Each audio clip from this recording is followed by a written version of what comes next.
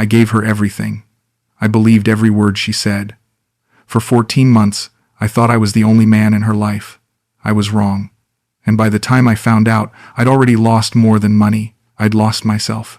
I walked into that boutique hotel in Chiang Mai on a Tuesday afternoon, sweating through my shirt, dragging a suitcase that felt heavier than it should. 2 weeks in Thailand, and I still wasn't sure I'd made the right choice. Moving here, leaving Oregon, leaving everything I knew. My wife Linda had been gone 3 years, but the house still smelled like her. I couldn't stay there anymore.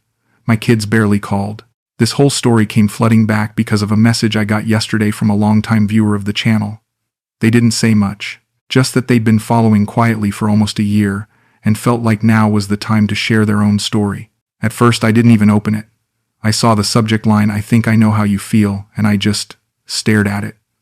Part of me didn't want to go there again, but I did, and I'm glad I did. Reading their words, I felt something shift. It wasn't comfort, exactly, more like recognition, like someone out there had been walking their own version of this road, different scenery, same kind of ache, and somehow it made the loneliness feel a little less sharp. By the end of their message, I realized I'd been holding my breath. I exhaled and just sat there, quiet, grateful, a little wrecked. If you're here right now listening to this, I want to ask you to like the video, drop a comment, and subscribe if you haven't. Let me know where you're watching from. I really do read every comment. And for those of you who've been here since the beginning or even just stuck around through the rough parts, I don't know how to thank you properly. You've given me something I didn't think I'd ever have again, a reason to keep telling the truth. Let me take you back to where it all started. Retirement felt like punishment, not freedom. So I sold most of what I owned, bought a one-way ticket, and told myself I was starting over. But starting over at 62? I didn't know what that even meant. I checked into the hotel because it looked quiet, clean, the kind of place where no one would bother me. And then I saw her. Ploy. She was standing behind the front desk, smiling at me like I wasn't just another tired old man. She had this way of looking at you that made you feel like you mattered, like you were worth seeing. Her English was good, better than I expected. She asked me where I was from. When I said Oregon, she lit up. "Oh, I love America," she said. "So beautiful. You are here for holiday?" I shook my head. Retired, just trying to figure out what comes next. She tilted her head, still smiling. "Then you come to right place. Thailand is good for healing." I didn't know what to say to that, so I just nodded. She handed me my key and told me to enjoy my stay. That night, I ate alone at a street stall, came back to my room, and stared at the ceiling. I thought about Linda. I thought about my kids. I thought about how strange it was to be this far from home and still feel so empty. The next morning, Ploy remembered my name. "Good morning, Mr. Dennis," she said when I walked through the lobby. "You sleep okay?" It was such a small thing, but it hit me harder than it should have. No one had asked me that in months. No one cared. Over the next few days, I'd pass through the lobby and she'd always smile, always ask how my day was, always laugh at my dumb jokes about the heat or the tuk-tuks.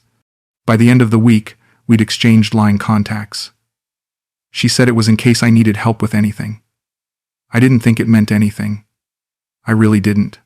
But 2 days after I checked out and moved into my apartment across town, she messaged me. "Hi Dennis, how you settling in? You find everything okay?" I stared at that message for 10 minutes before I replied. And when I did, something inside me I thought had died a long time ago woke back up. She agreed to meet me for coffee on her day off. I was nervous, more nervous than I'd been in years. I kept telling myself she was just being nice, just being polite. Thai people are like that, right? Friendly, kind. She probably felt sorry for me. But when she showed up at that little cafe near Nimmenhamen, wearing a yellow sundress and smiling like she actually wanted to be there, all my doubts disappeared. "Hi Dennis," she said, sitting down across from me. "You look good, relaxed." I laughed. "I don't feel relaxed. I feel old and out of place."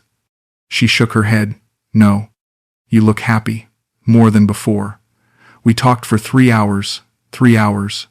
I couldn't remember the last time I'd talked to someone for that long. She told me about her family back in Aizen, her mom, her younger brother Niran, how she'd moved to Chiang Mai years ago to work, to send money home, to try and build something better. She told me about her dream of opening a small guest house someday. Nothing fancy, just something simple and hers. I told her about Linda, about the cancer, about sitting in that hospital room holding her hand while she slipped away, about my kids who moved on with their lives and forgot to bring me along, about how I came to Thailand because I didn't know where else to go. Ploy reached across the table and touched my hand. Her fingers were warm, soft. "You are a good man, Dennis," she said. "You deserve to be happy." I didn't know if I believed her. But God, I wanted to. We started seeing each other twice a week, then 4 times. She'd come over to my apartment after work. She'd cook for me, pad crapo, tom yum, things I'd never tried before. She'd laugh when I butchered the pronunciation of Thai words. She'd curl up next to me on the couch and we'd watch movies with subtitles. She called me teerak, darling. I knew what it meant. I knew what we were becoming. And I was terrified.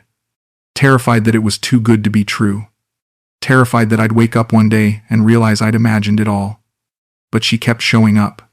She kept smiling. She kept making me feel like I wasn't just some lonely old man waiting to die. One night, after she'd stayed over for the 3rd time that week, I looked at her lying next to me and thought, maybe this is it. Maybe this is the second chance I never thought I'd get. I was falling. And I knew it. And for the first time in years I didn't care.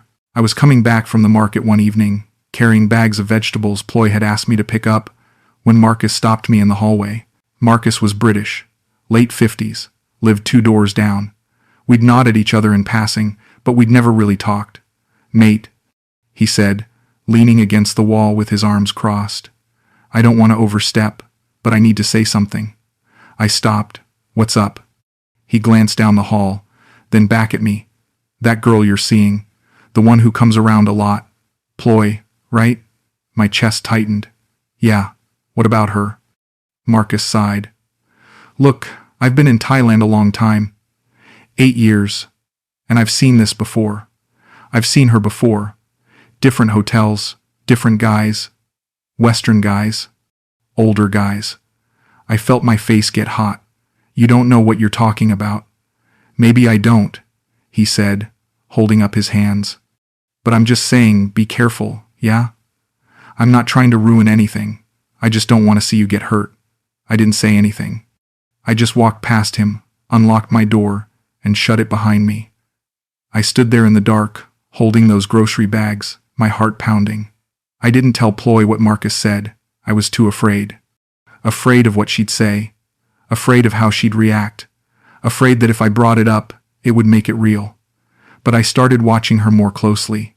She was always on her phone, always texting, always stepping outside to take calls. "Who was that?" I'd ask when she came back in. "My brother," she'd say. Or, "My mom. She's worried about money again." Or, "Just work. They need me to cover a shift." I wanted to believe her. I chose to believe her, but Marcus's words echoed in my head every time her phone buzzed. Every time she turned the screen away from me. Every time she smiled and said, "It's nothing, teerak. Don't worry." I was starting to worry. I just didn't want to admit it. It started small. Ploy called me one afternoon, crying.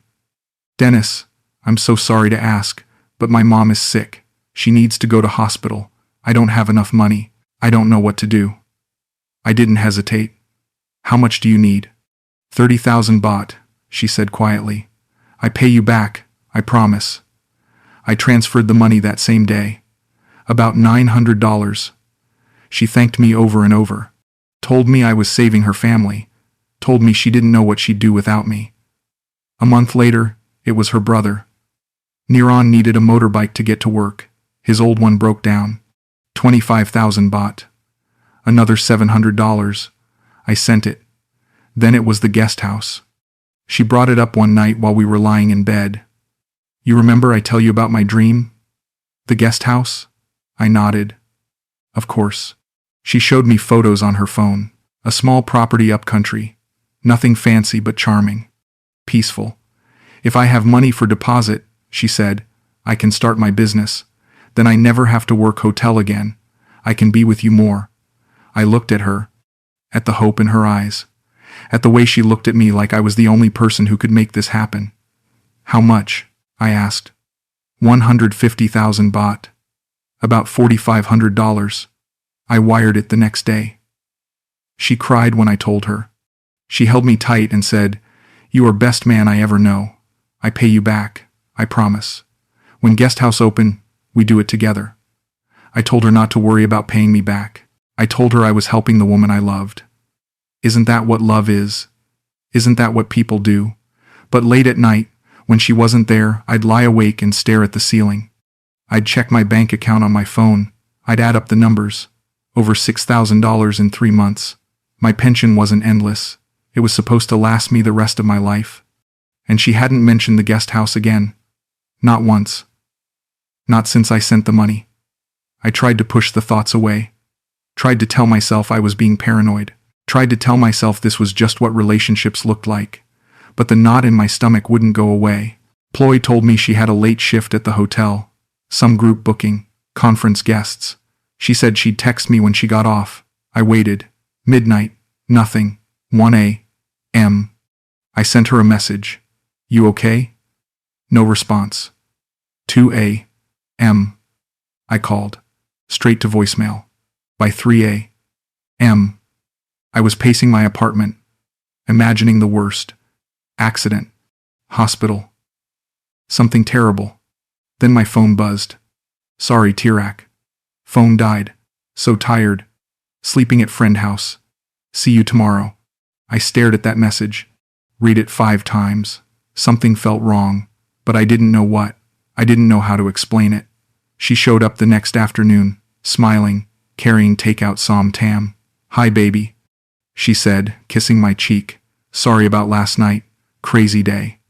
I tried to keep my voice steady. "Where were you?" She frowned. "I told you. Friend's house." "Why?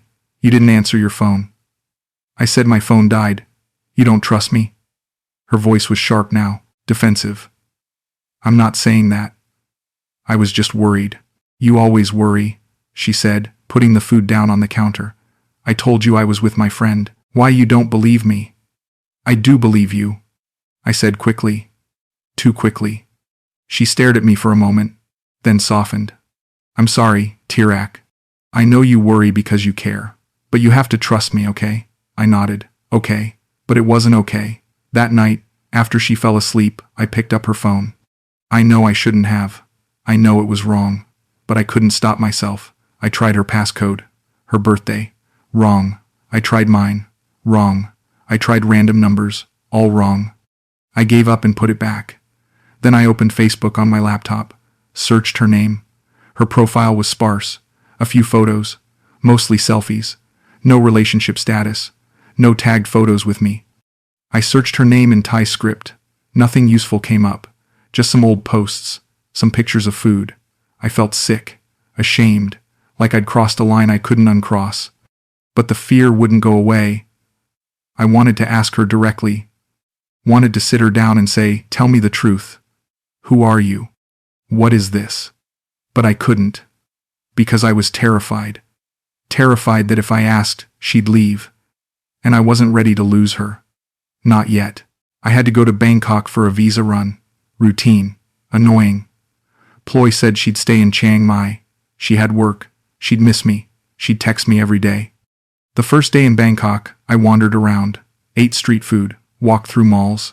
Felt lonely in a city full of people. On the second day, I went to Siam Paragon, just to kill time. Just to walk around in the air conditioning. I was near the food court when I saw her. Ploy. Holding hands with a man. A Thai man. Younger than me. Fit. Laughing. Leaning into him. She was wearing the silver bracelet I bought her last month. The one she said she'd never take off. My legs stopped working. I just stood there. Frozen. Staring. They walked right past me. She didn't see me. She was too busy looking at him. Smiling at him. Touching his arm the way she touched mine. I followed them. I don't know why. I just did. They went to a cafe, sat down, ordered drinks. I watched from behind a pillar, my heart slamming in my chest. The man leaned over and kissed her cheek. She giggled, touched his face. I turned around and walked out. I don't remember getting back to my hotel. I don't remember the taxi ride or walking through the lobby. I just remember sitting on the edge of the bed, staring at the wall, feeling like someone had reached into my chest and ripped out everything that mattered. My phone buzzed. A message from her. "Miss you, Teerak. When you come back." I didn't reply. I couldn't. I just sat there, silent, numb, trying to make sense of what I'd just seen. Trying to convince myself there was an explanation. Trying to believe this wasn't what it looked like. But I knew. Deep down, I knew. And it was destroying me. I stayed in Bangkok for 2 more days. I didn't answer Ploy's messages. She called twice. I let it ring. I couldn't talk to her. Couldn't hear her voice without seeing her with that man. When I got back to Chiang Mai, I didn't go home. I went to a coffee shop, sat in the corner, ordered something I didn't drink. My phone rang. June, my daughter. I almost didn't answer, but something made me pick up. "Hey Dad," she said. "I haven't heard from you in a while. You okay?" I wasn't okay. I started talking. I told her everything. The money, the guest house that never happened, the nights she didn't come home, the man in Bangkok, the bracelet. I told her all of it, and when I finished, there was silence on the other end. Long, heavy silence. "Dad," June finally said. Her voice was soft. "Careful. We tried to tell you." "What?" "When you first mentioned her, when you told us you were seeing someone, we looked her up. We saw the Facebook profile. We saw the gaps, the red flags, but you wouldn't listen." I felt my throat tighten. "Why didn't you push harder?" "Because you were happy," she said. "For the first time since Mom died, you sounded happy, and we didn't want to take that away from you. But Dad, we knew. We knew she wasn't who you thought she was." I felt humiliated. Old, foolish. My own kids had seen it, and I'd been too blind to listen. "Are you going to confront her?" June asked. "I don't know," I said, and I didn't. Part of me still wanted to believe there was an explanation. That maybe I'd misunderstood what I saw, that maybe she'd tell me the truth and we could fix this. But the other part of me, the part that had been screaming at me for months, knew there was nothing to fix. It had never been real, and I'd just been too desperate to see it. I flew back to Chiang Mai the next morning. I ignored Ploy's messages. All 15 of them. I went straight to my apartment, locked the door, and didn't leave for 2 days. On the 3rd evening, there was a knock. I thought it was her. I didn't answer. The knock came again. Then a voice. "Kun Dennis? It's Kun Pim." From downstairs. I opened the door. My landlady stood there, holding a tray with 2 cups of tea. "You look sad," she said. "Come, we talk." I didn't have the energy to say no. I followed her downstairs to her small sitting room. Saturday, she poured the tea. Then she looked at me with kind, tired eyes. "I know about the girl," she said.